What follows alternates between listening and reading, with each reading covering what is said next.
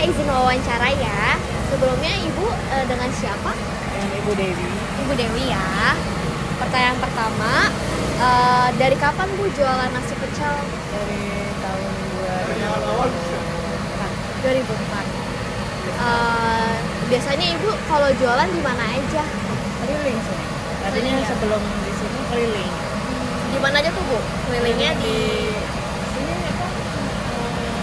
Di Harapan Indah, perumahan-perumahan gitu. kalau selain nasi pecel, ada menu apa aja Bu? Ada lontong, lontong pecelnya, ada kerupuk sambelnya, sama gorengan, sama fish chopnya gitu, sama pisang gorengnya lah, komplit gitu. Kalau misalnya sekarang kan yang jualan nasi pecel banyak ya Bu. Kira-kira eh, apa keunggulan nasi pecel Ibu dibanding yang lain? Mungkin karena sambelnya kali ya nih ya. Kenapa tuh Bu sambelnya? Ya, mungkin beda-beda sambelnya. Kalau ibu kan dari asli Madiun ya, sambelnya memang racikannya dari Madiun gitu. Kadang-kadang kan orang beda sambelnya. Di sambel mungkin sayurannya sama, cuma yang beda di sambel. Sambelnya yang ikonik ya Bu Iya, ya. di sambel. Kalau dari bahan-bahan, biasanya Ibu belinya di mana? Apa udah ada langganan? Di pasar sih, di pasar ya ada langganan, udah langganan, udah lama, udah 1 tahun, ya udah berlangganan itu. Biasanya sehari habis berapa piring Bu? Liter ya nih ya, kalau piring sih nggak kehitung, kalau liter itu minimal 5 liter. Apa sambelnya Bu? Yang 5 liter sambelnya? Bukan, berasnya, Oh beras. di nasinya. Kalau pelanggan utama biasanya siapa Bu? Mungkin pelajar atau pekerja atau ibu rumah tangga? Pekerja ya biasanya, pabrik gitu. Terus kayak apa sih, ya orang-orang yang mampir lah gitu nih, suka mampir aja, yang lewat mampir. Yang minimal sih ya pekerja nih, Pekerja ya. kayak PT, pabrik. Kalau ibu udah gunain media sosial nggak sih Bu? Kayak misalnya Grab, Gojek sekarang atau GoFood, Shopee Food? Enggak nih kalau enggak bikin, nggak tahu soalnya. Nggak pernah bikin. Jadi sementara kayak di mangkal aja ya Bu. Paling transfer. Kalau tantangan terbesar dalam jalanin usaha pecel apa Bu? Ya kalau lagi sepi ya, kalau lagi sepi, terus musim hujan gitu nih. Itu aja sih, kalau banjir lah, kalau jalanan banjir, musim hujan ya sepi gitu. Kadang kan dagang rame, kadang sepi. Terus cara ibu ngadepin tantangan itu gimana? Ya ditelatenin aja nih, ditelatenin, disabarin. Ya mungkin hari ini begini ya besok gitu. Kan nggak selamanya sepi aja kan. Mungkin besoknya rame. Kira-kira harapan ibu ke depan buat usaha ibu apa? Ya kalau memang ini menjamin buat kedepannya bagus ya nggak apa-apa, masih pecel nih. Udah sama gorengan juga udah alhamdulillah. Mungkin rencana ke depan ibu ada mau pakai GoFood atau Shopee Food atau gimana Bu? Ibu nggak ngerti sih Neng kalau GoFood gitu. Ya tahunya sih transfer doang.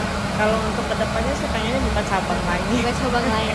Sekarang berarti udah ini ya Bu, udah bisa transfer juga ya, jadi udah nggak cash lagi ya? Iya udah bisa transfer. Jadi kalau orang kan kadang-kadang nggak bawa uang cash, bisa transfer, bisa. Kalau GoFood nggak, belum ngerti ibu, cuma transfer aja. Oke, makasih banyak ya Bu Dewi buat wawancara. Makasih banyak waktunya ya Bu. Sama-sama. Ya. Assalamualaikum warahmatullahi wabarakatuh. Kami dari kelompok 4 ingin mempresentasikan mengenai evaluasi profitabilitas produk pada UMKM nasi pecel Bu Dewi. Sebelumnya perkenalkan anggota kelompok 4, saya Margareta Syera, lalu ada Esti Nuraini, Nur Asmi Ananda, dan Widya Putri Prihutami.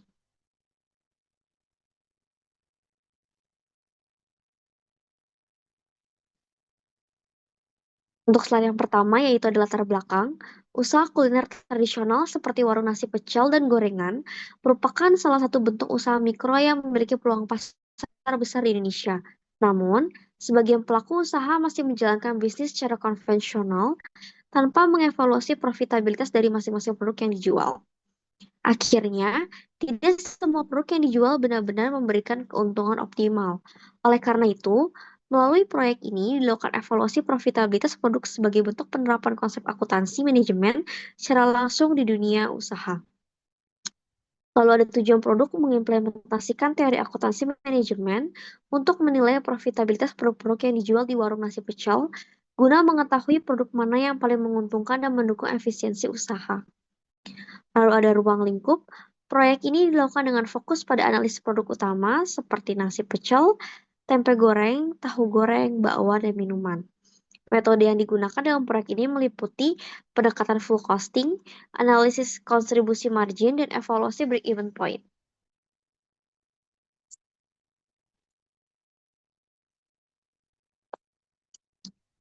Proses pelaksanaan proyek.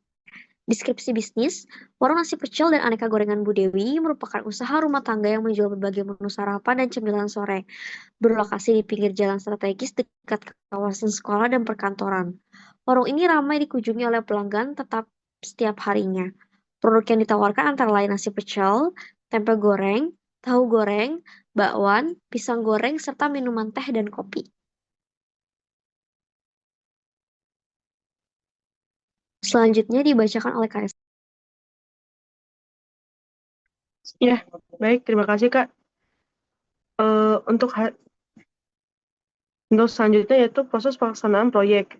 Metode dan teknik yang diterapkan, yang pertama yaitu ada full costing, yaitu untuk menghitung total biaya produksi tiap produk termasuk bahan baku, tenaga kerja langsung, dan overhead. Selanjutnya ada analisis margin kontribusi, yaitu untuk mengevaluasi kontribusi masing-masing produk terhadap penutupan biaya tetap dan laba. Selanjutnya ada break-even point atau BEP untuk mengetahui titik impas penjualan agar usaha tidak merugi. Langkah-langkah pelaksanaan, yang pertama ada observasi dan wawancara langsung dengan pemilik warung untuk mendapatkan data operasional dan juga biaya. Selanjutnya ada pengumpulan data penjualan harian. Yang ketiga ada klasifikasi biaya tetap dan variabel per produk. Selanjutnya ada perhitungan HPP dan margin kontribusi tiap produk. Selanjutnya ada analisis BEP dan identifikasi produk yang layak dikembangkan. Dan yang terakhir ada penyusunan hasil analisis dan saran strategis.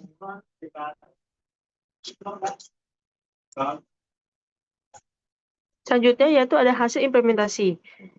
Data yang diterapkan yaitu rincian penjualan dan biaya variabel per produk. Produk pertama yaitu nasi pecel dengan jumlah terjual sebanyak 600 porsi dan harga jual per unitnya di Rp10.000 serta biaya variabel per unitnya di Rp6.000. Produk kedua yaitu tempe goreng dengan jumlah terjual sebanyak 400 potong, harga jual per unitnya di Rp2.000 dan biaya variabel per unitnya di Rp1.200. Selanjutnya ada produk tahu goreng dengan jumlah terjual di 350 potong, harga jual per unitnya di Rp2.000 serta biaya variabel per unitnya di Rp1.100. Yang keempat ada produk bakwan dengan jumlah terjual di 500 buah dengan harga jual per unitnya di Rp2.500 dan biaya variabel per unitnya di Rp1.500.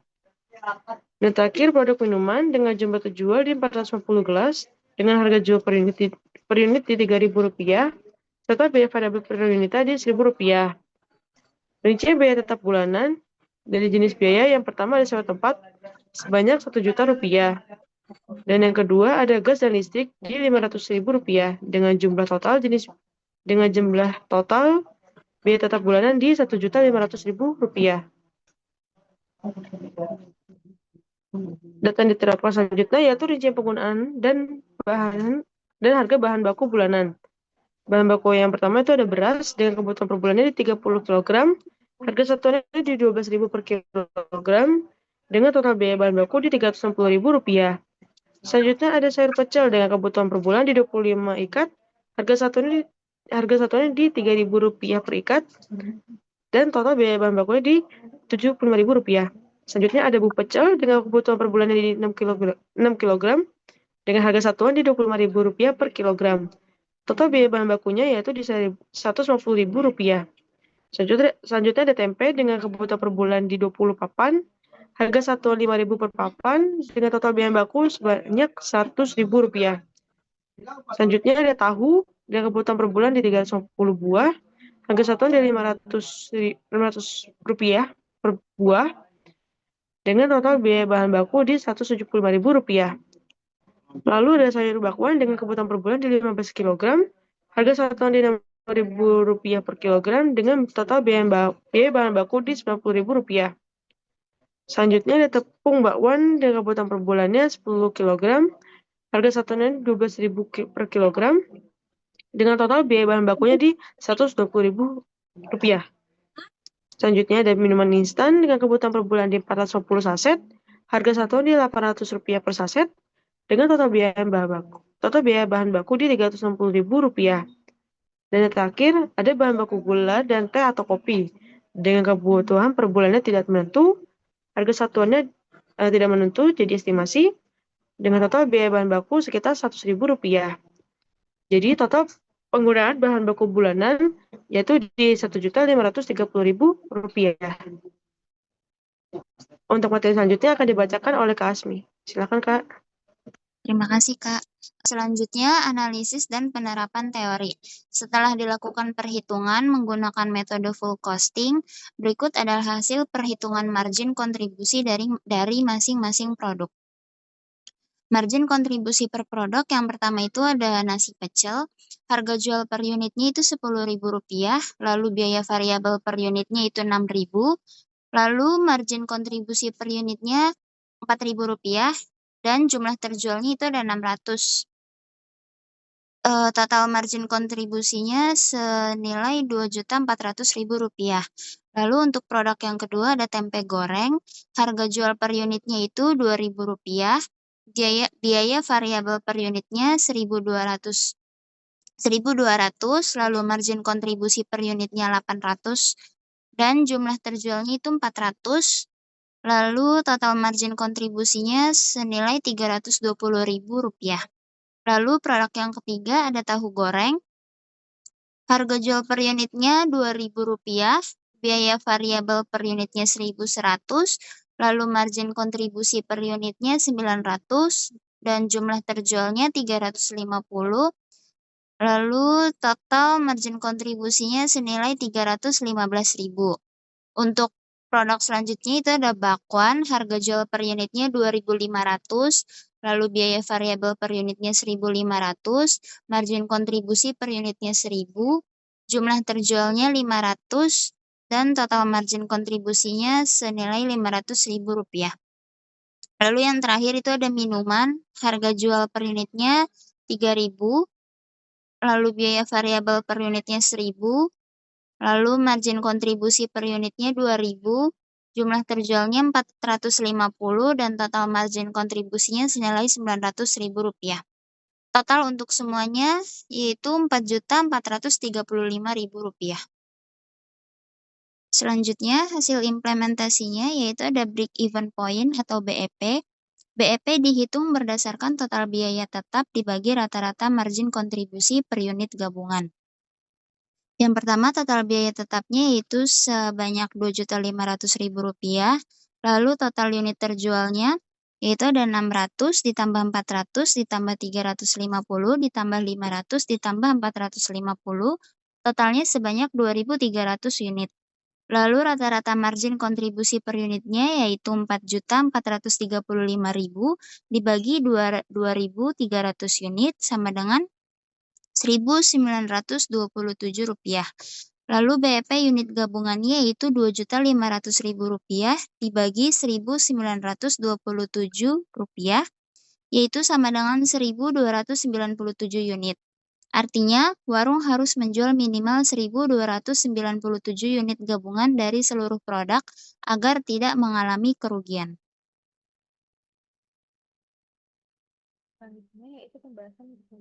Selanjutnya akan dibacakan oleh Widya.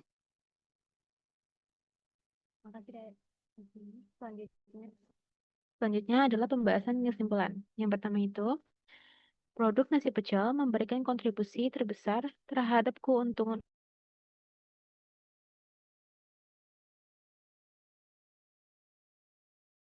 bahan baku utama, menyusun promosi, serta mengendalikan biaya variabel. Yang kedua itu, strategi pengelolaan menu yang tepat dapat mempengaruhi profitabilitas usaha, di mana produk dengan margin kontribusi tinggi seperti nasi pecel dan minuman layak untuk diprioritaskan.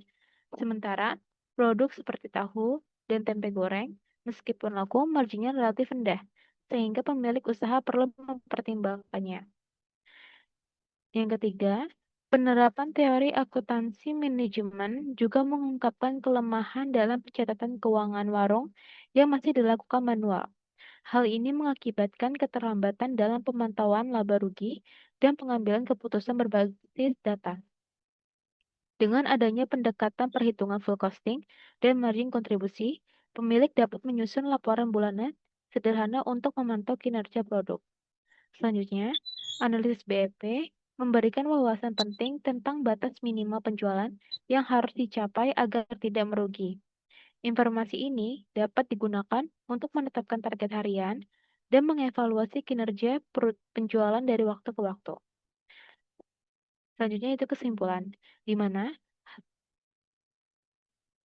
hasil evaluasi menunjukkan bahwa produk dengan margin kontribusi tertinggi seperti nasi pecel dan minuman sangat berperan penting dalam mendorong profitabilitas usaha. Dengan menerapkan metode perhitungan full costing dan analisis margin kontribusi, warung dapat mengidentifikasi produk mana yang layak diprioritaskan serta mana yang perlu dikaji ulang. Break-even point yang dihitung juga memberikan informasi krusial mengenai batas minimum penjualan agar usaha tetap berjalan tanpa merugi. Analisis ini membuktikan bahwa usaha kecil seperti warung makan tradisional dapat memperoleh manfaat besar dari pendekatan akuntansi manajemen. Evaluasi yang struktur membantu pemilik usaha dalam mengambil keputusan berbasis data, seperti penyesuaian harga, strategi promosi, dan pengendalian biaya produksi secara efisien. Ya, presentasi dari kelompok 4. Kurang lebihnya mohon maaf. Wassalamualaikum warahmatullahi wabarakatuh.